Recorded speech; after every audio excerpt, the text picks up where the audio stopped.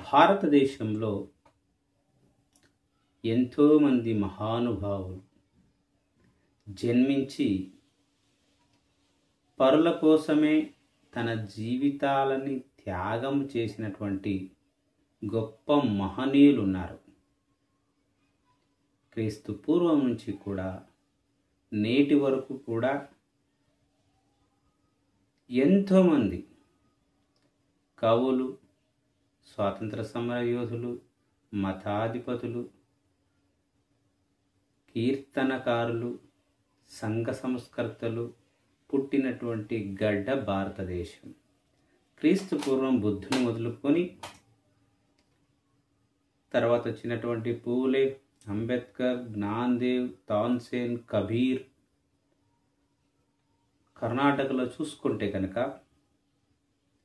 బసవేశ్వరుడు, ఒక కనకదాసు, ఆంధ్రప్రదేశ్లో వీరబ్రహ్మం స్వామి, వేమన, ఇలా చెప్పుకుంటూ పోతే ఎంతోమంది మహానుభావులు తమ యొక్క జీవితాలని పరుల కోసమే అంకితం చేసినటువంటి గొప్పవాళ్ళు. కనుక ఇలాంటి వాళ్ళ యొక్క గొప్పతనాన్ని నేటి తరానికి తెలియచేసేదానికే వీళ్ళని ఒకసారి గుర్తు చేసుకుంటూ వీళ్ళ జీవితాలను తెలుసుకునేదానికే జయంతి కార్యక్రమాలని చేస్తున్నారు. ఈ సందర్భంగా రేపు అంటే నవంబర్ 18వ తారీఖున ప్రముఖ కీర్తనకారుడు, సంత, భక్తుడు, దండనాయకుడు అయినటువంటి శ్రీ శ్రీ శ్రీ కనకదాసుల వారి యొక్క జయంతి కార్యక్రమాన్ని ముఖ్యంగా కర్ణాటక, తమిళనాడు, ఆంధ్రప్రదేశ్లో జరుపుకుంటున్నాం. అయితే ఆంధ్రప్రదేశ్లో దీని రాష్ట్ర పండుగగా జరపడం అంటే కేవలం జిల్లా ముఖ్య కేంద్రంలో కాకుండా కాలేజెస్లోను, పాఠశాలల్లోను, ఎంపీడీఓ ఆఫీసులోను, ఎంఆర్ఓ ఆఫీసులోను, గ్రామ పంచాయతీల్లోను, సచివాలయాల్లోనూ కూడా ఇలాంటి కార్యక్రమాన్ని చేస్తే నలుగురికి అంటే ఇప్పుడున్నటువంటి యువతకి, ఇప్పుడున్నటువంటి సమాజానికి వీడి యొక్క గొప్పతనాన్ని తెలియచేసిన వాళ్ళు అవుతాం. అంటే ఇలాంటి వాళ్ళు ఒక కులానికి చెందిన వాళ్ళు కాదు, వాళ్ళకి అక్కడే పరిమితమైన వాళ్ళు కాదు. ఒక వాల్మీకిని తీసుకోండి, కేవలం బోయ కులానికి చెందినటువంటి వ్యక్తి మాత్రమే కాదు. ఎందుకంటే గొప్ప వాళ్ళకి కులం ఉండదు. వాళ్ళు విశ్వ మానవ కళ్యాణం కోసం తన జీవితాలనే త్యాగం చేసిన వాళ్ళు.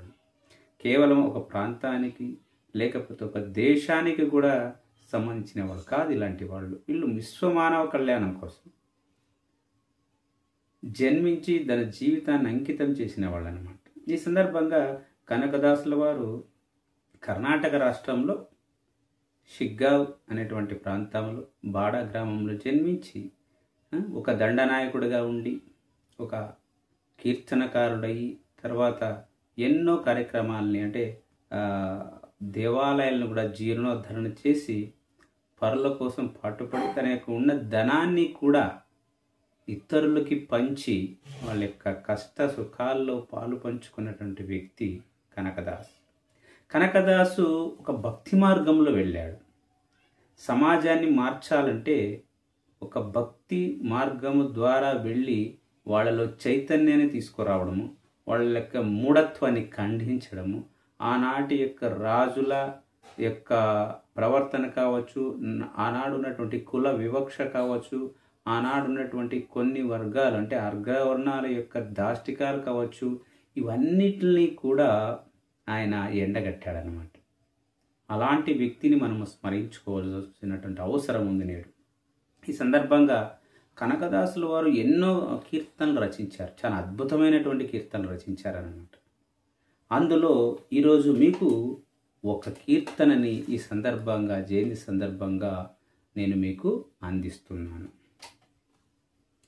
సత్యవంతర సంగవిరలు తీర్థవేతకే నిత్య జ్ఞాని ఆదಮೇಲೆ ಚಿಂತೆಯೇತಕೆ ಸತ್ಯವಂತರ ಸಂಗವಿರಲು ತೀರ್ಥವೇತಕೆ ನಿತ್ಯ ಜ್ಞಾನಿ ಆದ ಮೇಲೆ ಚಿಂತೆಯೇತಕೆ లైన్ కూడా ఒక అద్భుతమనే చెప్పవచ్చు.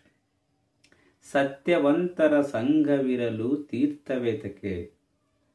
అంటే సమాజం ఎలా ఉండాలంటే ఒక సత్యవంతమైనటువంటి సమాజం, సత్యాన్ని పలికే సమాజం, నిజాయితీగా బతికే సమాజం, ఒకరికి అపకారం చేయకుండా జీవించేటువంటి సమాజం ఎప్పుడైతే ఉంటుందో అక్కడ తీర్థం అవసరం లేదు. తీర్థం అంటే ఒక దేవాలయం, ఒక కోవెల, ఒక క్షేత్రం, ఒక పుణ్యక్షేత్రం.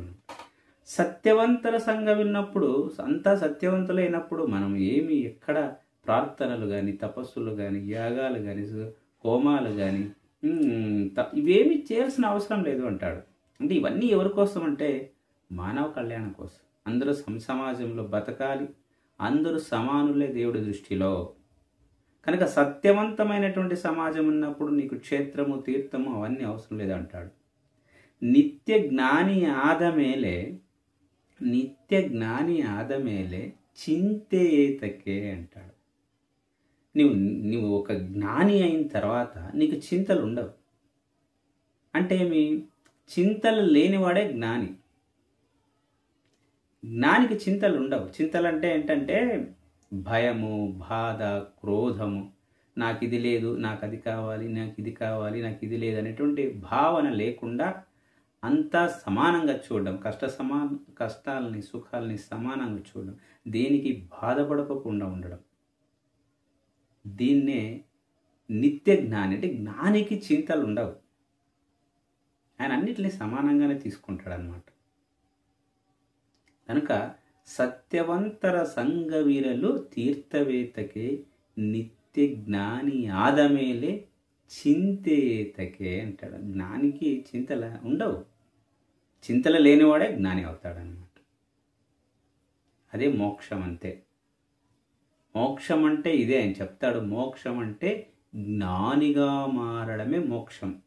నిత్య జ్ఞానికి మోక్షం. మోక్షం అంటే వేరే ఏదో ఒక పైన ఏదో స్వర్గం ఉంటుందని, నరకం ఉంటుందని, మనం ఇక్కడ మంచి చెడ్డ పని చేస్తే నరకానికి పోతామని, మంచి పని చేస్తే స్వర్గానికి పోతాం అనేది ఏమి ఉండదు. దీన్ని బౌద్ధంలో నిర్యాణం అంటాం, కైవల్యం అని హిందువులో అంటాం. దీన్నే నిత్య జ్ఞాని కావాల్సినవాడు. ప్రతి ఒక్కరు కూడా నిత్య జ్ఞాని కావాలి. ఇదే మోక్షానికి ద్వారము. దీన్ని ఇంకో రకంగా చెప్తారు. సత్సంకల్ప నిస్సంకల్పం, సత్సంకల్పం నిస్సంకల్పం, నిస్సంకల్పం నిర్మోహత్వం, నిర్మోహత్వం నిశ్చలతత్వం, నిశ్చలతత్వం జీవన్ముక్తి. ఎంత అద్భుతం చూడు. అంటే సత్సాంగత్యం కావాలి. సత్యవంతర సంఘవీరులు అంటే అదే సత్ సాంగత్యం అన్నమాట. సత్సంగత్యం నిస్సంగత్వం, నిస్సంగత్వం నిర్మోహత్వం, నిర్మోహత్వం నిశ్చలతత్వం, నిశ్చలతత్వం జీవన్ముక్తి.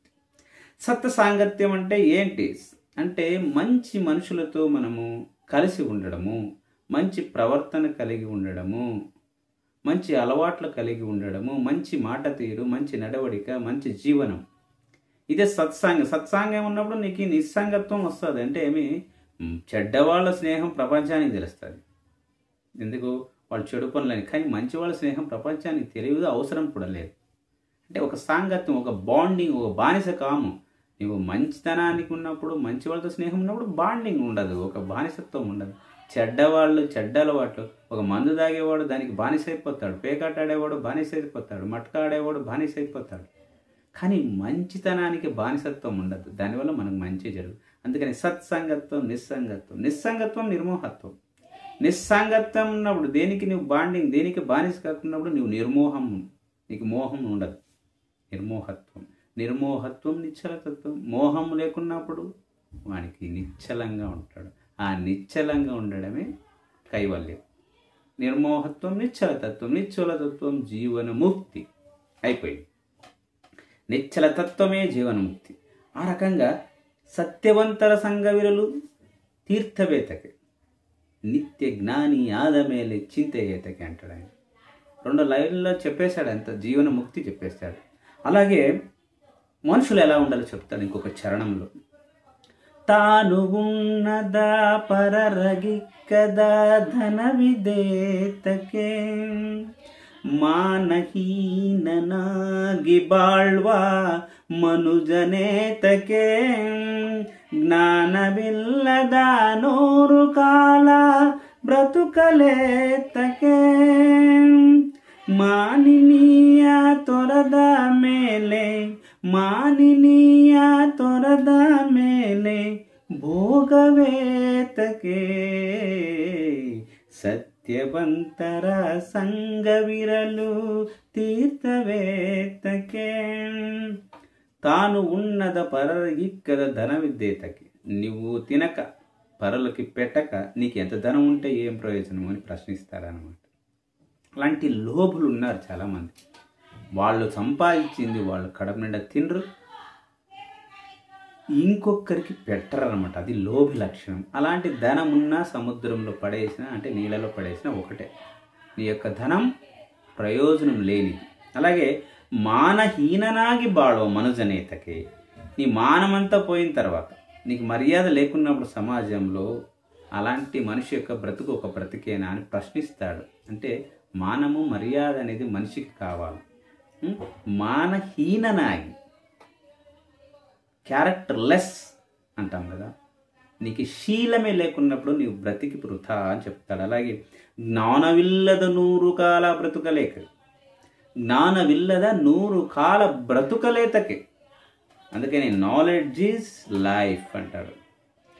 జ్ఞానమే జీవనము, అజ్ఞానమే మరణం. స్వామి వివేకానంద చెప్తాడు కదా, జ్ఞానమే జీవనము, అజ్ఞానమే మరణము అని. అంటే జ్ఞానము లేకుండా నీవు 100 ఏళ్ళు బతికినా ప్రయోజనము లేదు. మాననీయ తొరద మేలే మనుజనీతకి భోగం. అంటే మానవత్వం లేకుండా నీకు ఎంత సంపద ఉన్నా ప్రయోజనం లేదు. మాననీయ తొరద మేలే భోగవేతకి.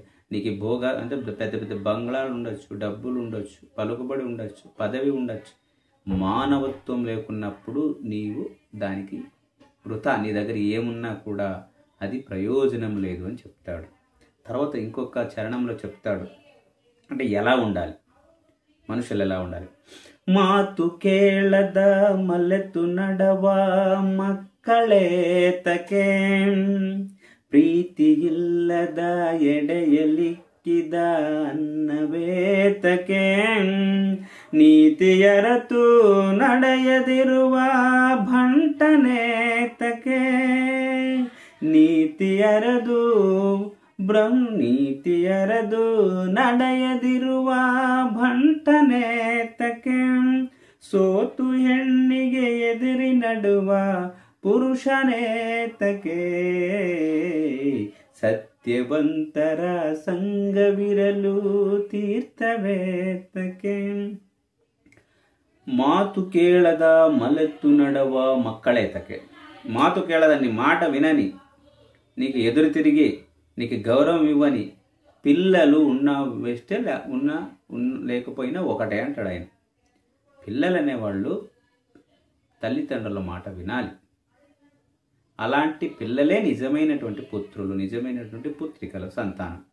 అలా గనక వినలేదనుకో, అలాంటి వాళ్ళు ఉన్నా లేకపోయినా ఒకటే అంటాడు కనకదాస్. మాతు కేಳದ మల్లెత్తు నడవ మక్కళేతకే. అందుకని పుత్రుడు జన్మించినప్పుడే కాదు, మంచి పేరు సంపాదించినప్పుడు మాత్రమే తండ్రికి గౌరవం ఉన్నట్టుగా పిల్లలు తల్లిదండ్రుల యొక్క మాట వినాలి. అలా విన్నప్పుడే వాళ్ళు నిజమైనటువంటి సంతానంగా భావిస్తాడు. అలాగే ప్రీతి ఇల్లద ఎడయలిక్కిద అన్నవేతకి. మనము అన్నదానం చేస్తాం, లేదా మన ఇంటికి ఎవరో వస్తారు, బంధువులు, స్నేహితులు.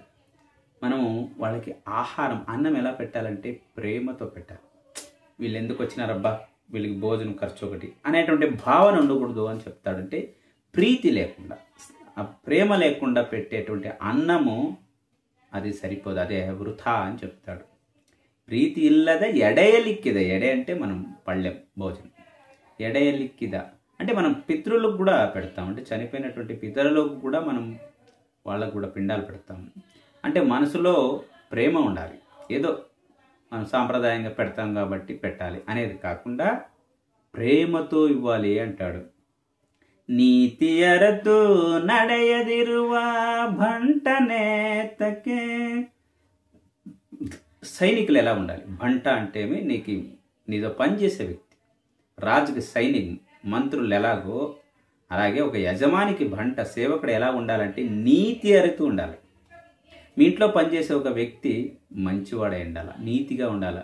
ఎవరు లేకున్నప్పుడు దొంగతనం చేయడమో, లేకుంటే వాళ్ళకి నష్టం కలిగించడమో, కష్టాలు ఉన్నప్పుడు వాళ్ళని వదిలేసి పారిపోవడం. ఇప్పుడు రాజు సైనికులు ఉంటారు, యుద్ధం జరిగేటప్పుడు సైనికులు రాజుకు తోడుగా ఉండాలి. కానీ అలా కాకుండా శత్రుపక్షం చేరిపోవడము, లేకుంటే రాజును వదిలేసి పారిపోవడము జరిగితే అలాంటి వ్యక్తి క్యారెక్టర్లెస్, అలాంటి వాళ్ళు అవసరం లేదు అంటాడనమాట. అంటే